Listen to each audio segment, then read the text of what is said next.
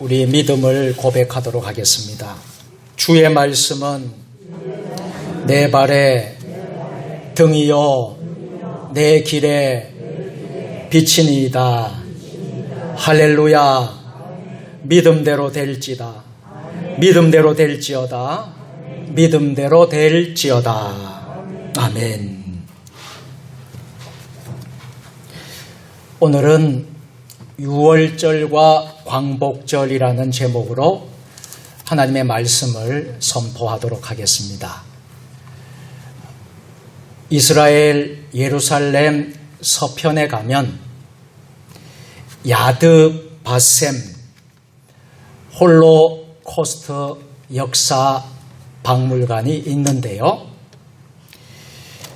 제2차 세계대전 중에 나치에 의해서 600만 명이 희생된 그런 사건을 기념하면서 세운 야드바셈 홀로코스트 역사 박물관입니다. 기념관 입구에는 이런 글귀가 있는데요. 용서하라. 그러나 잊지는 말아라. 이스라엘 민족은 아주 우수한 민족이고 세계를 이끌어가는 민족이요. 하나님이 세운 민족입니다. 그들은 이 기념관에 과거를 자손들에게 후손들에게 전달하는 교육의 방편으로 비유를 발전시켜 왔습니다. 사랑하는 세종 주님의 교회 성도 여러분, 우리는 잊지 말아야 될 것이 있습니다. 우리 대한민국의 역사입니다. 특히 여러 역사들이 있지만 광복절, 우리는 그 역사를 잊지 말아야 할 것입니다. 우리나라가 일제의 식민지에서 해방된 지 76주년 되는 주일을 맞이했습니다. 해방 반세기가 다가오도록 아직도 우리 결의의 가슴에 새겨진 일제의 상처는 아물지 않고 있습니다. 특히 작년에 일본 정부의 수출 규제에 따른 한일 무역 분쟁은 징용과 그리고 징병 그리고 정신대 문제로 말미암아 다시 한번 분노와 자기 반성의 활화산으로 불타고 있습니다. 금년 광복 76주년은 여러 가지로 우리에게 새로운 의미를 주는 것 같습니다. 이런 때에 예수 믿는 우리 그리스도인으로서는 광복 76주년을 또한 다른 각도로 조명해 봐야 할 것입니다. 특히 오늘 본문에 나오는 유월절과 그리고 오늘 76주년을 맞는 광복절을 연결시켜서 생각해 보고자 합니다. 물론 유월절과 광복절은 사실 아무런 관계가 없습니다. 그러면서도 이 두 절기는 서로가 공통적인 것이 있습니다. 유월절과 광복절은 모두가 식민지 치하에서 자유와 해방을 얻었던 것입니다. 그리고 둘 다 하나님의 긍휼과 자비의 손길로 말미암아 되었다는 사실입니다. 다시 말씀드리면 광복절은 유월절을 이해하는 데 큰 도움이 된다는 것입니다. 그리고 유월절의 의미를 통해서 오늘의 광복절에 해야 할 사명을 되찾아보는 것입니다. 하나님께서는 타락한 인류를 구원하시기 위해서 위대한 계획을 세워주셨어요. 하나님의 아들 메시아를 이 땅에 보내셔서 그분으로 하여금 하나님과 사람 사이에 중보를 세우시고 그에게 인류의 죄를 친히 담당케 하심으로 우리를 구원하시기로 했습니다. 그런데 그것은 오랜 세월 동안 준비가 필요했어요. 그래서 하나님께서는 믿음의 조상 아브라함을 택하셨어요. 그리고 그 후손들을 통하여서 메시아가 오도록 준비했습니다. 하나님께서는 메시아가 오시기까지 그들에게 자신을 계시하셔서 하나님은 누구시오며 하나님은 우리를 어떻게 구원해 가시는지를 보여주셨습니다. 그것은 하나님께서 구체적 역사의 현장에서 개입하시고 그가 바로 전능하신 하나님이시고 구원의 하나님이심을 잘 보여주신 사건입니다.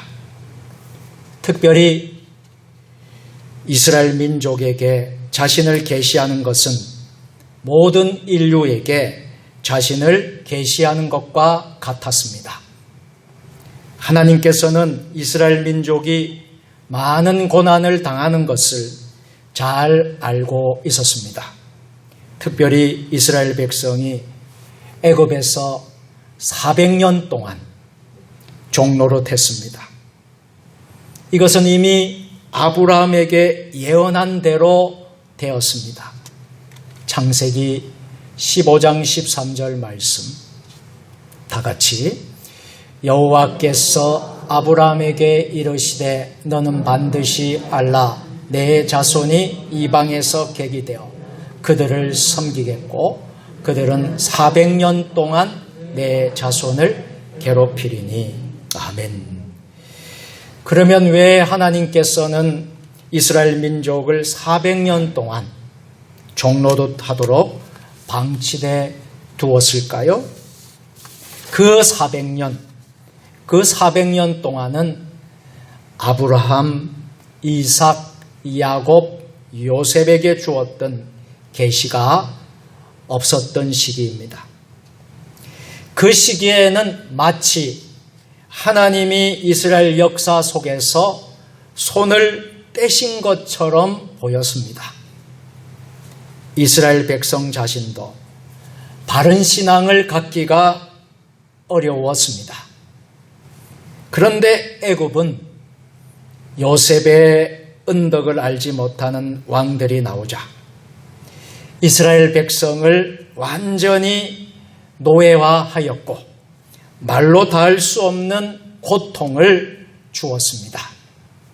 요즘식으로 말하자면 강제징용, 강제징병을 강행했고 애굽은 제국주의의 꿈을 실현하기 위해서 이스라엘 유대민족을 도구로 사용하였던 것입니다. 애굽의 폭정으로 말미암아 이스라엘 백성의 고통이 극에 달했고 좌절이 절정에 이르렀을 무렵에 하나님은 이스라엘의 부르짖음을 들어주셨습니다. 이스라엘의 위대한 지도자 모세를 세우시는데요. 출애굽 곧 이스라엘 민족 구원의 계획을 세우셨습니다. 하나님은 특별히 모세의 탄생에서부터 왕궁에서 40년 생활, 미디안 광야에서 40년의 훈련을 시키셨습니다. 이스라엘의 해방을 위해서 하나님은 모세를 지도자로 삼게 하셨습니다. 그래서 출애굽의 위대한 역사가 전개가 됩니다. 물론 모세의 지도력으로 이스라엘이 결코 출애굽을 할 수 없었습니다. 전능하신 하나님의 능력이 함께 하실 때만이 출애굽은 가능했던 것입니다. 그 과정에서 유대민족은, 이스라엘 민족은 여호와 하나님만이 참된 하나님이십니다.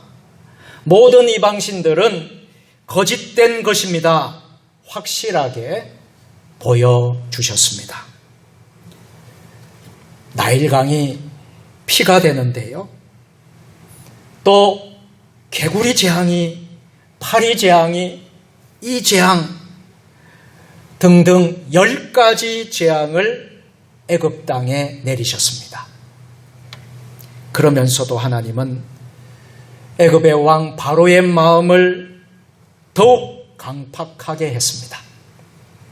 결국 10가지 재앙을 내리기까지 하나님의 위대한 구원의 능력을 드러내신 것이지요. 왜냐하면 하나님은 창조주 하나님이십니다.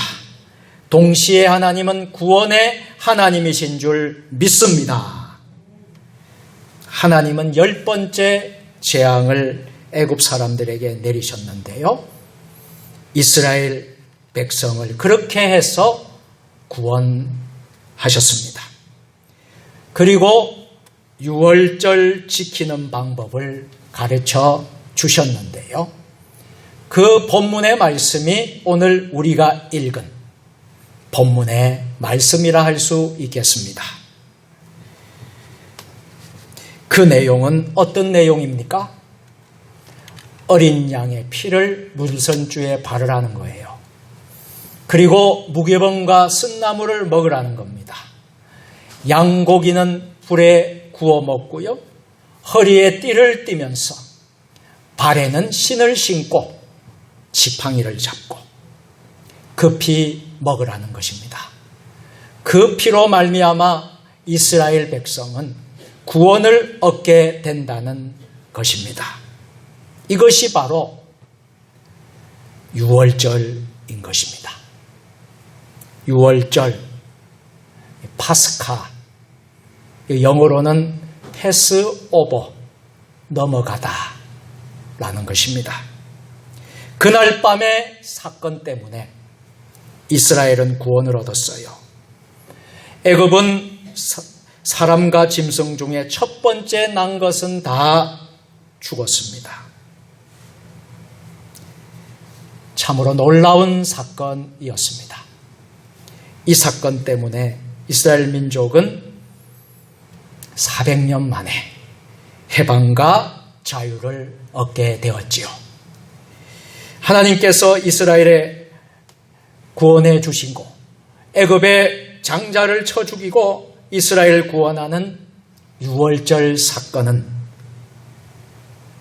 히로시마에, 일본 땅 히로시마의 원자 폭탄 투하 이상으로 세계사의 큰 사건으로 기록이 되었습니다. 이 사건이 없었다면 출애굽은 불가능했을 겁니다. 이 사건이 없었다면 이스라엘의 민족 구원은 없었을 것입니다. 결코 민족 해방은 될 수 없었을 것입니다. 지금까지 말씀드린 것이 바로 유월절의 간단한 배경 설명이었습니다. 그 후로부터 매년 유월절은 이스라엘 민족이 지금까지 지켜오는 민족의 독립기념일로 지키고 있는 것입니다. 사랑하는 세종주님역의 성도 여러분, 우리의 역사도 이런 아픈 역사가 있었습니다. 일제 제국주의의 역사입니다. 특별히 유월절, 이날은 하나님을 이스라엘의 구원의 주로서 유대민족은 찬양하였습니다. 유월절은 첫 번째와 똑같은 방법으로 누룩 없는 떡을 무교병과 쓴나물을 먹었는데요. 그리고 어린 양을 잡아서 먼저 하나님께 번제를 드리고 함께 고기를 먹었습니다. 지금도 이스라엘에 가면 유월절을 지키고 있습니다. 예수님이 십자가를 지시는 것은 마치 유월절에 어린 양이 희생되는 것처럼 우리를 죄로부터 구원하여 주신 것입니다. 동시에 유월절은 성만찬을 암시해 주었습니다. 우리 기독교에서 유월절의 의미를 아는 것은요, 곧 기독교의 본질을 아는 것과 같습니다. 속죄의 종교, 그 참뜻을 아는 것이 됩니다. 이스라엘 백성은 유월절의 의미를 되새김으로써 그들의 신앙을 지키며 민족적 자존을 갖습니다. 이 유월절을 즐거움의 축제로 보내는 것이 아니라 쓴나물, 무교병을 먹고 허리에 띠를 띠고 지팡이를 잡고 신을 신은 채로 먹는 것이 유월절을 지키는 방법이었습니다. 사랑하는 세종 주님의 교회 성도 여러분, 우리는 광복 76주년을 맞이하였습니다. 오늘 이 시간 유월절의 의미를 다시 한번 되새겨 봐야 하겠습니다. 우리는 지금까지 일본에 대해서 콤플렉스를 갖고 있었기 때문에 일본이라고 하면 무조건 미워하고 증오하기만 했지. 광복절이 하나님의 권능과 은혜로 되었다는 진정한 감사는 부족했음을 깨닫게 됩니다. 광복절을 누가 허락해 주셨습니까? 우리 전능하신 하나님이 허락해 주신 줄 믿습니다. 그 하나님의 권능과 은혜는 잊어버릴 때가 얼마나 많습니까? 광복절에 대한 감사를 잊어버릴 때가 얼마나 많습니까? 우리는 하나님을 믿는 사람입니다. 하나님이 역사의 주인 되신다는 것을 믿는 사람들이 바로 우리 그리스도인들입니다. 그렇다면 언제까지나 우리는 분노와 증오 가운데 머물러 있어야만 하겠습니까? 우리는 공산주의 나라를 위해서는 기도하지만, 북한을 위해서는 또 기도하지만, 진정 일본인의 영혼을 위해서 얼마나 우리가 기도하고 있습니까? 우리가 중국을 위해서는 기도하고, 러시아를 위해서는 기도하고, 북한을 위해서는 기도하지만, 일본을 위해서 얼마나 여러분 기도하고 있습니까? 한때 일본 개혁파 신학교의 교장이었던 하시모토 목사님이 왜 한국교회는 그렇게도 부흥성장하고 기도하는 교회인데 일본 교회와 일본 민족을 위해서는 기도하지 않습니까? 서운한 마음으로 말한 적이 있었습니다.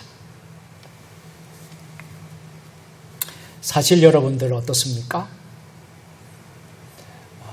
우리가 일본을 위해서 어떤 마음을 우리는 품고 있습니까?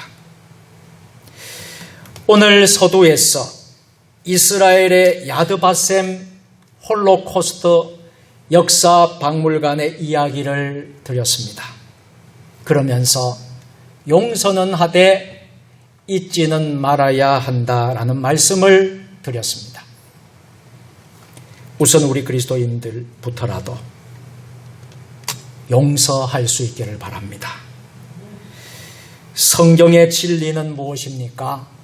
원수까지도 원수를 사랑하라고 하지 않았습니까? 미움의 원리를 가지고서는 결코 세계를 정복할 수 없습니다.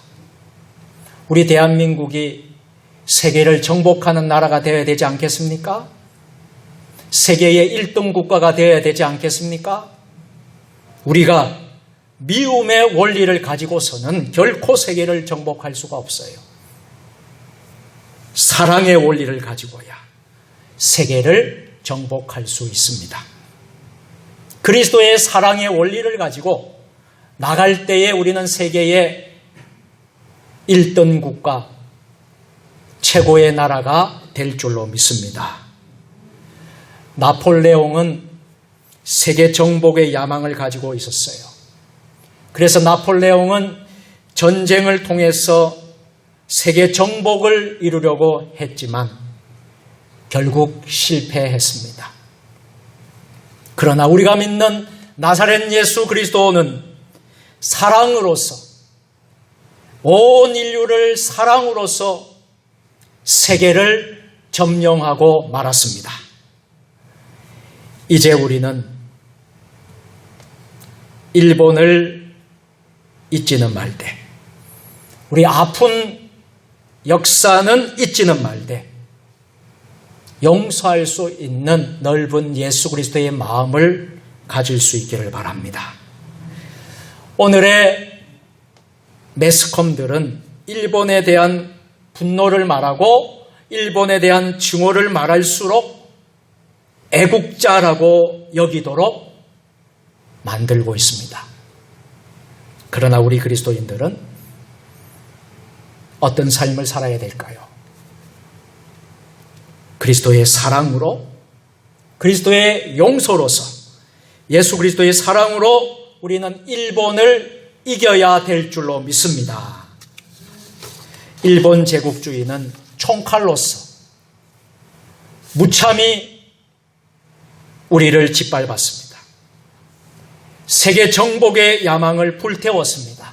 그러나 일본 제국주의는 결국 실패하고 패망하고 말았습니다. 그러나 우리는 수많은 순교자들이 있었습니다. 수많은 순교자들이 피를 흘리면서, 피를 바치면서 신앙의 절개를 지켰습니다. 그랬더니 하나님께서 우리 대한민국에게 영적인 축복을 주셔서 한국교회의 부흥과 성장을 주신 줄로 믿습니다. 일본은 물질적으로 우리보다 부유하지만 일본은 영적으로 부유하지 못한 가난한 나라가 되었습니다. 그러나 우리는 영적으로 부유한 나라가 되었습니다. 그러므로 우리가 지금 할 수 있는 일은 그들의 영혼을 불쌍히 여기고 그들에게 예수의 사랑을 베푸는 것이 진정한 그리스도인의 승리가 될 줄로 믿습니다. 우리에게도 문제는 있습니다. 어떤 문제가 있을까요? 우리 국민들에게, 또 우리 믿는 성도들에게 어떤 문제가 있을까요? 우리 민족은 무엇이든지 쉽게 잊어버린다는 것입니다. 우리가 잊지 말아야 될 역사조차도 잊어버린다는 거예요. 쉽게 그리고 동화되어 버린다는 약점도 있습니다. 오늘의 세대들은 빼앗겼던 우리 조국의 슬픔을 알지 못합니다. 참 교육의 중요성이 어느 때보다 중요하다고 저는 봐요. 이스라엘 백성들은, 하나님 믿는 백성들은 야드바셈 박물관에 어린 자녀들을 손을 잡고 전 국민이 수시로 그곳에 간다고 하지 않습니까? 그 역사를 가르쳐 주는 것이죠. 그 아픈 역사를 잊지 말라고 하는 것이죠. 그러면서도 용서하라는 거예요. 우리는 어떻습니까? 광복절, 3.1절, 6.25 한국전쟁, 일제강점기 36년 우리 자녀들에게, 우리 후손들에게 어떻게 우리가 가르치고 있습니까? 우리 대한민국이 어떻게 이루어지고 어떻게 우리 대한민국이 건국이 됐고 어떻게 우리 여기까지 왔는가 하는 것을 우리가 잘 가르쳐주고 있습니까? 너무나 쉽게 우리는 잊어버립니다. 또 너무나 쉽게 동화되어 버립니다. 구체적으로 우리가 가르쳐주지 못했던 우리의 잘못도 인정하고 반성해야 할 것입니다. 광복절 때마다 흘러간 옛 노래나 부르고 쇼 프로그램이나 만들고 드라마나 한두 편 만들고 몇 사람의 미담들을 개발합니다. 그러나 이스라엘의 백성이 400년간 애굽에서 종살이 하다가 해방되어 자유를 얻고 진정한 구원을 얻은 유월절을 지키듯이 우리가 해야 될 줄로 믿습니다. 하나님이 구원하시고 해방시킨 날을 그들은 누룩 없는 떡을 쓴나물을 먹듯이 우리도 우리의 아팠던 과거를 차분히 되짚고 하나님의 사랑과 긍휼이 얼마나 크고 위대한가를 깨달아야 할 것입니다. 이제 말씀을 맺도록 하겠습니다. 사랑하는 세종 주님의 교회 성도 여러분, 오늘 우리의 현실을 바라보십시오. 마치 과거가 없었던 민족처럼 우리가 조금 더 잘 살게 되었다고 우리 민족이 흥청망청 소비하고 도덕적 부패와 타락을 일본에 뺨치듯이 하는 행태가 만연되어 있습니다. 우리는 이 나라를 당해서 아직도 쓴나물과 누룩 없는 떡을 우리는 먹어야 할 때입니다. 왜냐하면 아직도 우리는 완전한 광복을 갖지 못했기 때문입니다. 2차 대전의 후유증으로 아직도 이 지구상에 유일하게 마지막 분단 국가로 우리 대한민국이 남아있기 때문입니다. 남북 통일이 되어야 진정한 광복이 이루어집니다. 아직도 남북 통일은 너무나 먼 것 같이 느껴지지 않습니까? 제2의 광복을 바라보면서 하나님의 능력과 구원을 기억할 수 있어야 합니다. 그래서 쓴나물과 무교병을 먹었던 이스라엘의 유월절이 우리의 광복절에 다시 의미가 부여되어야만 할 것입니다. 이제 우리 성도들의 기도의 과제는 일제강점기 36년의 잔재를 참으로 청산하기 위해서라도 예수 그리스도의 사랑으로 저들을 용서하고 사랑을 하는 길입니다. 그것이 진정으로 우리가 일본을 이기는 길입니다. 그리고 제2의 광복을 위해서 끊임없이 하나님의 긍휼과 자비를 구하는 것입니다. 오늘 이 은혜가 제76주년 광복절 기념 예배를 드리는 여러분 모두에게 있으시기를 주님의 이름으로 축원합니다. 아멘. 역사의 주관자이신 하나님, 유월절과 광복절을 통해서 아팠던 과거의 역사를 돌아보면서 결코 그 역사는 잊지 말지만 그러나 우리가 그리스도의 사랑으로 용서할 수 있게 하여 주옵소서. 하나님의 긍휼과 자비하심으로 진정한 제2의 광복을 누리는 복된 주의 자녀들 되게 하옵소서. 예수님의 이름으로 기도드립니다. 아멘.